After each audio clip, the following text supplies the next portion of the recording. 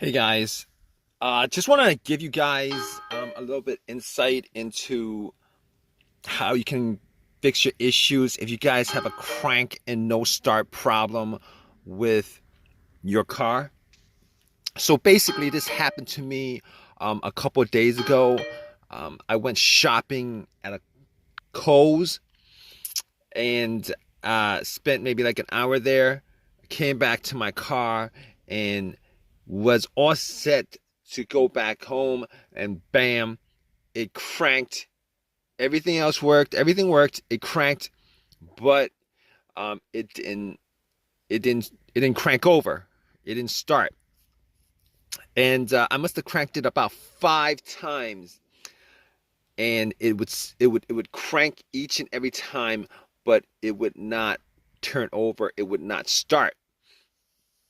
Now, when that happened, I thought maybe it was maybe a glitch, something that I could resolve. Uh, so what I did was pretty much what like probably like what a lot of people did. What I did was I changed the shifter to different gears. Shifted to, I shifted from park to neutral to reverse, and pretty much try to start it that way. Pressed the accelerator a couple of times, try to start it that way, and none of that actually worked. None of that worked. So at that point, I thought it could be the battery, but I did change out the battery um, relatively recently, probably like 6 months ago. It had that issue where there was a no crank, no start issue. So it's like totally different from this issue. But regardless, I turned on the headlights just to see whether it was the battery that was the issue or not. Went out, checked the headlights. The headlights were rather strong. And at that point, I was thinking it probably wasn't the battery, because I was crossing my finger like you guys are probably at this point for like a quick fix. So basically, after that, I opened the hood up and looked at the battery compartment, battery area. Now, here's the thing about it. All right, I the car was cranking pretty strong. All right, I was thinking that may have been the battery, still in the warranty. I could just change it out, pop another one in, problem solved. But I, you know, I the car was cranking very, very strong. The headlights were very, very bright. Did not think it was the battery at that point, but I was looking at terminals. They looked like they were pretty corroded. And basically, I did not clean the terminals when I swapped out the battery 6 months ago. Probably like I should have done. So basically, I had a couple cans of Coke. I poured 2 cans of Coke on the terminal cables, the connectors. All right, wiggled them a bit. Now the connectors were were tight, but they're not so tight that I couldn't move it. And I pretty much wiggled them out.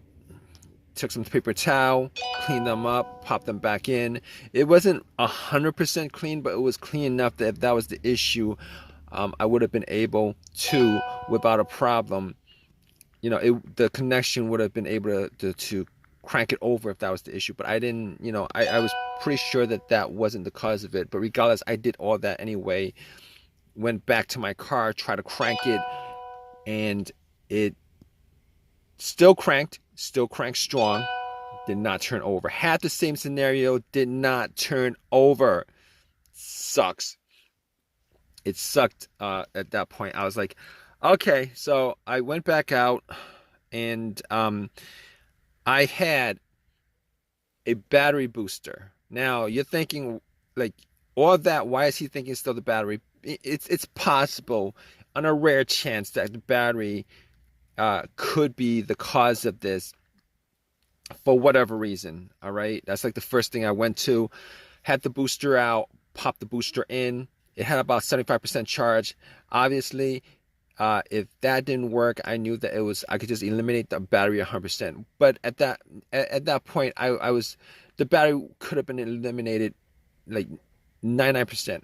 I would have eliminated the battery, but was hoping for an easy fix like you guys are in this situation. Pop the cables on and cranked it. It cranked up as strong as it did before. So, but it didn't turn over. So at that point, I knew 100% that it was not the battery. All right. On top of that, I actually checked the negative cable. I checked the negative cable, and if you guys know what the negative cable is, the negative cable is the ground cable, and normally it connects to the frame of the car. I checked that to make sure that it wasn't broken, that it wasn't frayed, that there wasn't an issue of corrosion and anything like that, because a weak ground can cause your car not to crank over. But normally in those kind of situations, it's because the connection is weak, and you would still have a weak crank. Your conductivity would be very weak, and you test like the headlight would show you that you would get a dim light instead of a strong light. In this situation, I was getting everything was working fine as it should. The cranks were strong. The headlights were very bright. So at that point, I knew that it was not. The things that I could eliminate at that point were, I could eliminate 100% the battery. I could eliminate 100% the ground cable. I could eliminate 100% the alternator, even though in situations like this, the alternator would not normally be one of those things that would be on my elimination list. All right. Normally, if the alternator was the issue, the car would have died out with the engine running, or would have died out with the engine with the car on the road while driving. That's 100% of the time. Well, not 100% of the time, but normally that would be the case. Or there would be a no start situation because it was running on the battery and the battery just died out. But the test for the alternator was, if you put like an outside power source, like a booster or cables on to the car, and if the alternator was the issue, you'd be able to turn it over, and then when you take the cables off, the alternator would die out. So I could eliminate the alternator 100%. So basically, I can eliminate all those things out of the way. All right. So still had that same situation, and then it pops up in my head that it occurred to me that I had there could be a bunch of other things that could be causing it.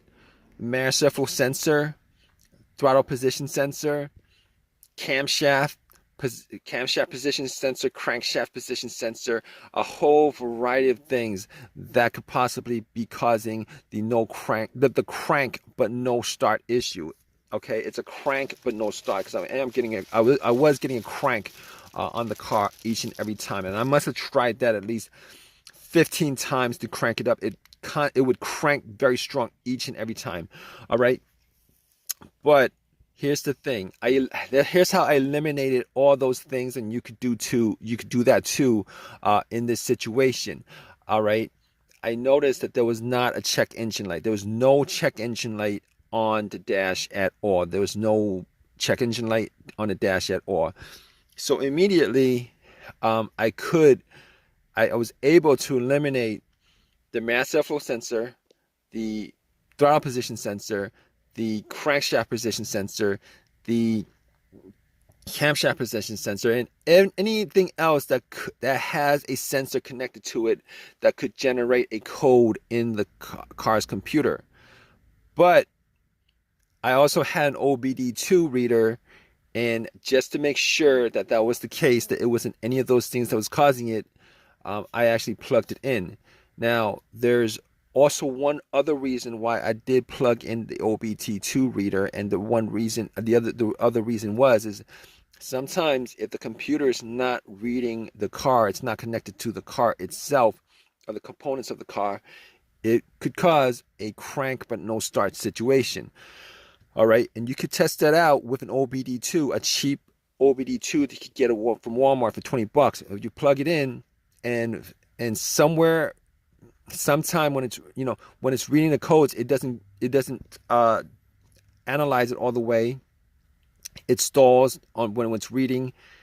On the OBD2, if it doesn't read, if it doesn't analyze, give you a breakdown of codes, monitors read, etc., etc.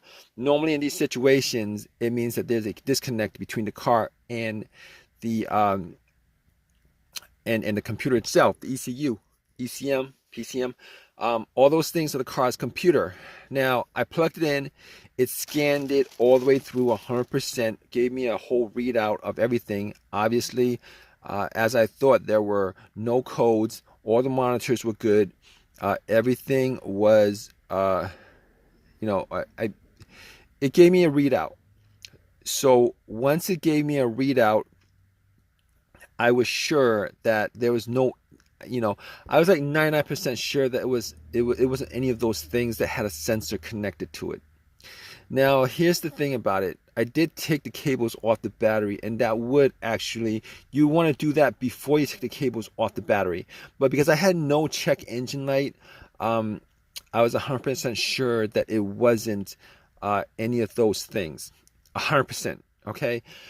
So basically, I was left with a couple of things that could be causing the crank but no start situation. All right. As far as easier things that I could just resolve on the spot, if there was an AutoZone close by, fuses, relays, possibly the ignition switch, possibly the fuel pump. So I had all those things to consider, 4 of those things considered. So I pretty much limited troubleshooting this whole entire thing to four things. Okay. So I popped up the fuse. I was looking at all the fuses just to see whether there were any kind of signs of a burnt fuse, brownish on the top or something like that. Any kind of smell of a burnt plastic or something like that. I couldn't. Everything looked fine as far as the fuse was concerned. I did not have a fuse tester on me. I could not test out every one of the fuses, but all the fuses looked fine. All right. Which pretty much brought me to the fuel pump and the relays. All right. Here's the thing with the fuel pump. Now, before I even did the test, I was sitting in my car thinking that it may have been the fuel pump or the fuel pump not operating. So I did this test, and you guys could do it too, but normally it takes 2 people, all right, one to listen to the car where the gas cap is. You would take the gas cap off, and you would try to listen to a priming sound. All right, one person would be in the car turning the car to the on position. The on position is the position before it cranks. Normally you don't want to crank it, because what happens is if you crank it, that noise, the cranking noise, is going to drown out the noise from the whizzing of the priming of the fuel pump. All right, and the priming of the fuel pump is pretty much the motor in the fuel pump working. All right, now there was nobody else with me, so I was sitting in my car, turned everything off, rolled up all the windows, and I put the car into the on position. And I did it a couple of times. Turn it off, push it to the on position, turn it to the on position, turn it off, turn it to the on position. Was not able to hear, to make out a sound inside the car. All right, whether the pump was priming or not, it was not able to hear a whizzing sound, a motorized sound, either way. So, after that, I looked at the fuses and looked at the relays. Especially for the fuel pump. I thought it could have been the fuel filter, but normally with the fuel filter, you could at least get the car to start, to turn over, and then it would die out because it was if the fuel filter was blocked or something like that. Okay, so I did not think in that situation it was the fuel filter, because I cranked it at least 15 times. It never actually turned over at least once. So basically, I found the relay to the fuel pump, and I was able to swap out for a similar relay. All right, and once I swapped it out, was able to turn it, got into my car, and then cranked it. And guess what, guys? Boom! It turned on, turned over, car was running, turned off, did it again, it was running. So at that point, I knew for 100% that it was the fuel pump. All right, I forget what component of the car I swapped it out with, as far as the malfunctioning fuel pump was concerned. But I was thinking about driving the car to an auto zone, but there was an auto zone pretty close by. Went to the auto zone, got the fuse pump relay, got another relay for it, swapped it, put everything back together, and all set. Everything was good, simple fix, and haven't had an issue since. That was a couple of days ago. Turn on, turn off, turn on. Everything works the way it's supposed to. So it was the fuel pump relay that was the problem. All right. So if you guys are in this situation, hopefully your fix was as simple as the fix that I had on the car. And if it's not, hope that it's something a little bit more, not something that's like the fuel pump itself. But in any case, if you guys troubleshoot, go through the steps that I kind of went through as far as troubleshooting this whole entire issue, you guys, 90% of the time, you guys probably will get an answer for the issue with your car. All right. Regardless, please leave a comment in the comment section. If you guys want, please give me a thumbs up. Please subscribe. All right, guys. Take care.